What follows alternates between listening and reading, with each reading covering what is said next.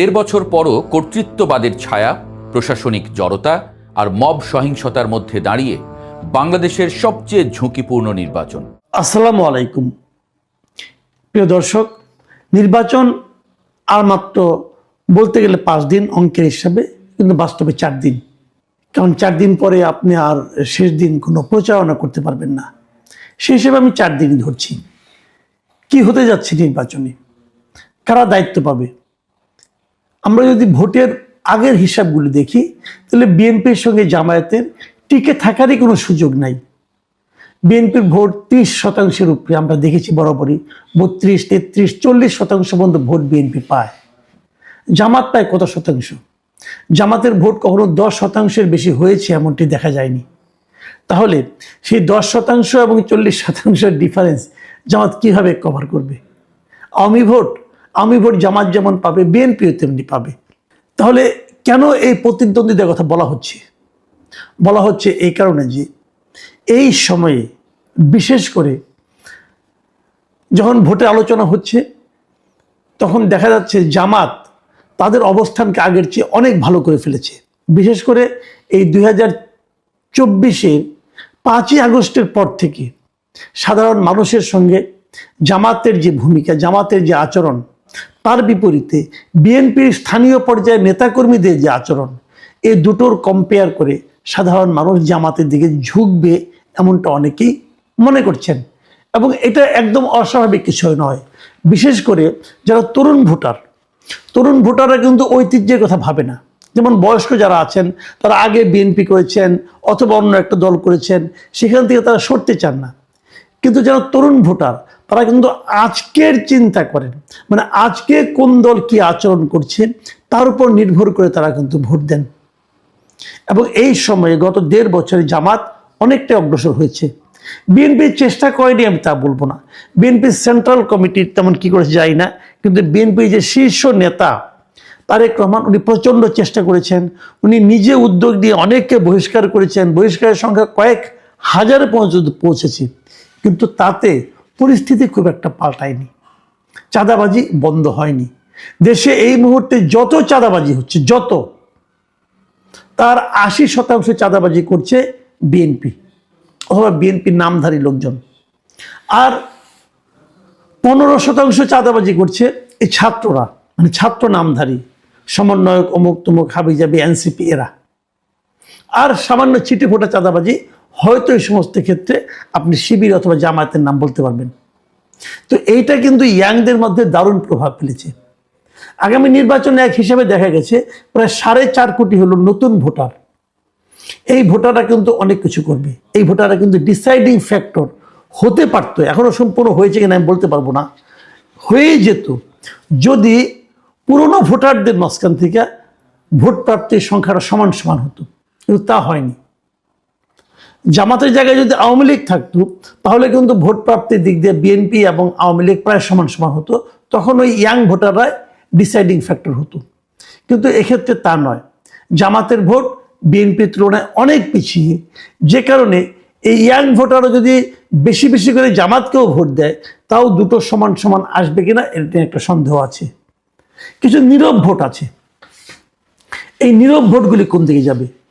নীরব voter যারা কথা বলে না, যারা খুব একটা আওয়াজ দেয় না, যারা বিপ্লবে বিদ্রোহে সবার সামনে চলে আসে না, যারা পেছনে থাকে, ঘর সংসার করে, কেবল যে ভোটটা দিয়ে আসে, এই নীরব ভোট কিন্তু যেটা নাকি আগে আওয়ামী লীগের এগেনস্টে সবসময় এই নীরব ভোটগুলি বিএনপির সঙ্গে থাকতো, কিন্তু এবার আমার কেন যেন মনে হয় নীরব ভোট বিএনপির সঙ্গে নেই।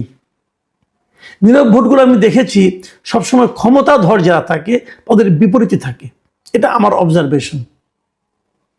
আমি আগেও বলেছি, বাংলাদেশে একসময় রাজনীতি হতে ভাবে যে রাজনীতিতে দুটো পক্ষ থাকতো, একটা পক্ষ হলো আওয়ামী লীগ আর একটা হতো এন্টি আওয়ামী লীগ। এবার আমি দেখতে পাচ্ছি যেহেতু আওয়ামী লীগ নেই, অতএব একটা হলো বিএনপি আর একটা হলো এন্টি বিএনপি। এই এন্টি বিএনপি যে শক্তিটা, সেটা যেন জামাতকে অনুসরণ করছে।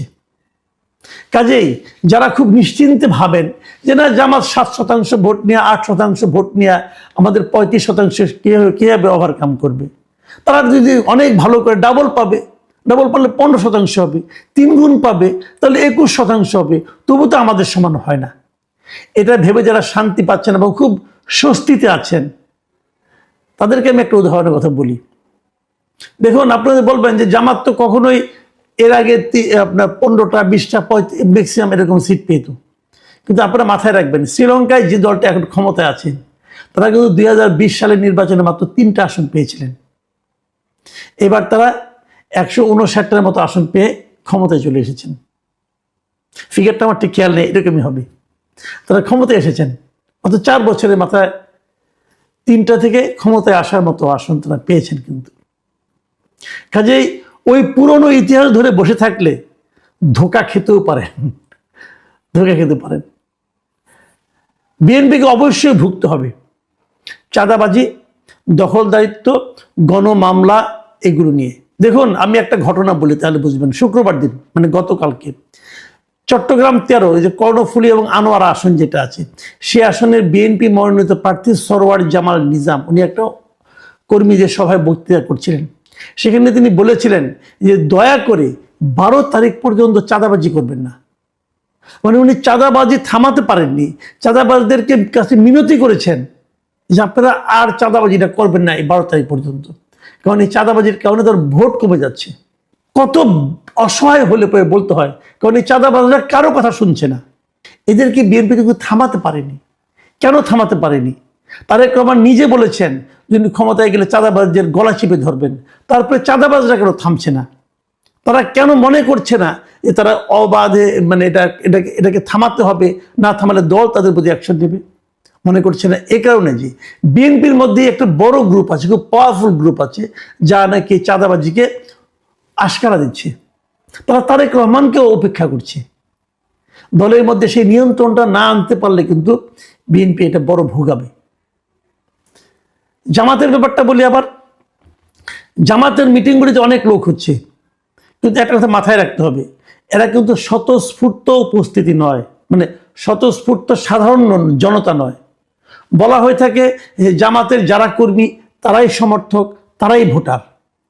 কাজে জামাতের জনসভায় অনেক লোক দেখে বিভ্রান্ত হওয়ার কিছু নেই। জামাতের ভোটার ঐক্য এটাই।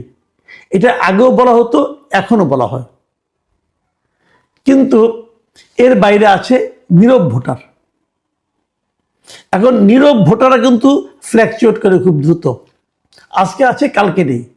আজকে জামাতের একটা নেতা একজন একটা বক্তব্য দেবে, এটা দেখে দেখবেন কালকে আর জামাতের সঙ্গে তারা নেই। এরকম কিন্তু হতে থাকবে। জামাতের নেতাদের শেষ দিকে আমি যতটুকু দেখেছি নানা ধরনের এলোমেলো কাণ্ড কারখানা। ঢাকা 17 আসনের ডক্টর খালেদুজ্জামান সাহেব সেনানিবাসে ঢুকতে গিয়ে যা করেছেন, এটা কিন্তু জামাতের ভোট অনেক কমিয়েছে। ওই নীরব ভোটাররা কিন্তু সরে গেছে। তারা ভেবেছে যে নির্বাচনে বিজয়ী হওয়ার আগেই যখন এই অবস্থা, জিতলেন না জানি তার দাপটে কেউ থাকতে পারবে না। তারপর দিনে আবার আরেকটা ভিডিও দেখলাম, কোন এক ব্যাংকের এক অনুষ্ঠানে যে সে একজনকে ঘুষি মেরে নাক ফাটিয়ে দিয়েছে, এই খালেদুজ্জামান। তো এরকম উন্মত্ত লোক যদি জামাতের নেতা হয়, জামাতের এমপি প্রার্থী হয়, তাহলে কিন্তু জামাতের ভোট কমবে। এবং একটা ঘটনা কিন্তু অনেকগুলো। জামাতের জন্য আরেকটা বড় আঘাতে দেখা দিয়েছে হেফাজত ইসলামের আমিরের সর্বশেষ বক্তব্য। তিনি কিন্তু বলেছেন যে জামাতে ভোট দিলে ঈমান থাকবে না, জামাতে ভোট দেওয়া হারাম, এগুলি কিন্তু উনি বলেছেন। জামাত এটাকে কীভাবে কাউন্টার করবে আমি জানি না। এখনো জামাতের কাছ থেকে সে ধরনের কোনো কাউন্টার আমরা পাইনি। অনেক ইসলামী মানে আলেম যারা আছেন তারা জামাতে ইসলামকে ইসলামী মনে করেন না। কাজে এই বেহেশতের টিকিট বিক্রিটা জামাতের জন্য শুরুতে কিছুটা ভালো ফল দিল, যারা নাকি একটু সচেতন চিন্তা ভাবনা করেন তাদের কাছে এটা কিন্তু খুবই নেগেটিভ হিসেবে আবির্ভূত হবে। বিশেষ করে নীরব ভোটার যারা, তাদের কাছে কিন্তু এটা খুব নেগেটিভ হিসেবে আসতে পারে।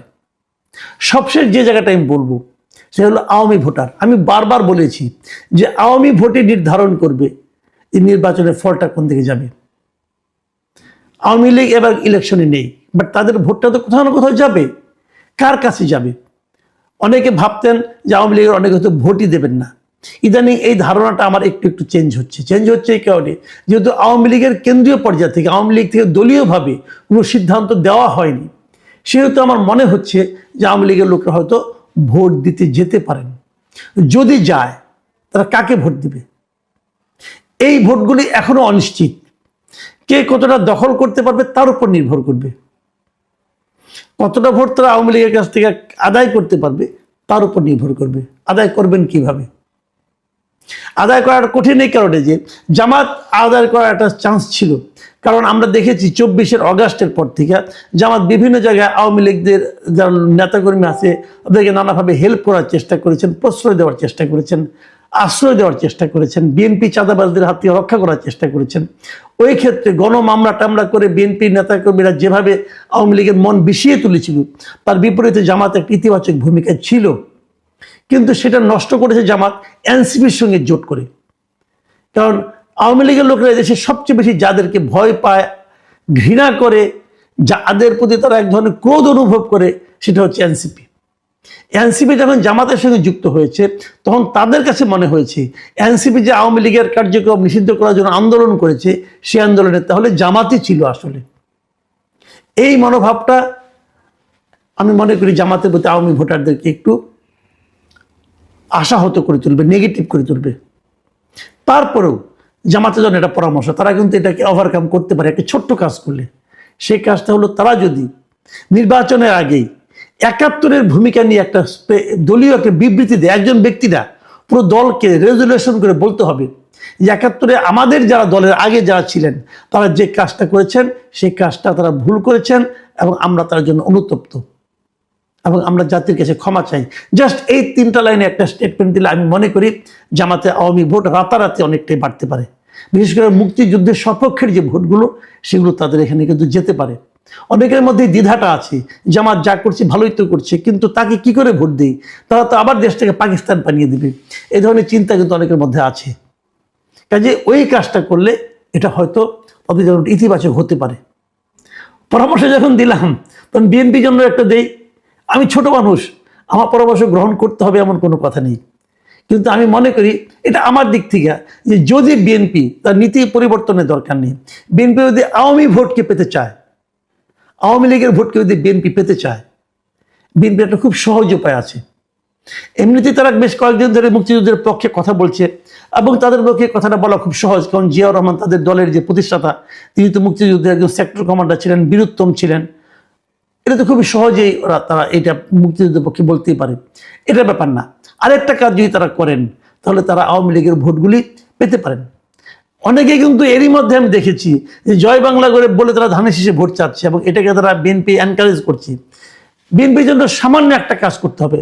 সবচেয়ে ভালো হতো যদি বিএনপির দিক থেকে বলা হতো যে বিএনপি যত মামলায় বিএনপি বাদী আছে, মানে আওয়ামী লীগের বিরুদ্ধে যে গণমামলাগুলো, এগুলির বিরুদ্ধে যতগুলি মামলাতে বিএনপির লোকজন বাদী হয়েছে সেই মামলাগুলোতে উঠিয়ে নেওয়া, এটা হতে পারতো ভালো, কিন্তু সেটা করা এখন আর সম্ভব না। ওই লাইনে যাওয়ার দরকার নেই। বিএনপি একটা কাজ করতে পারে, তারেক রহমান অনেকের মাজারিতে তো জিয়ারত করছেন, উনি কিন্তু বঙ্গবন্ধুর মাজারটা যা জিয়ারত করতে পারেন। সিম্পল একটা কাজ করতেই পারেন মুক্তিযুদ্ধের মহানায়ক হিসেবে। বিএনপিতে আওয়ামী ভোট বেড়ে যাবে।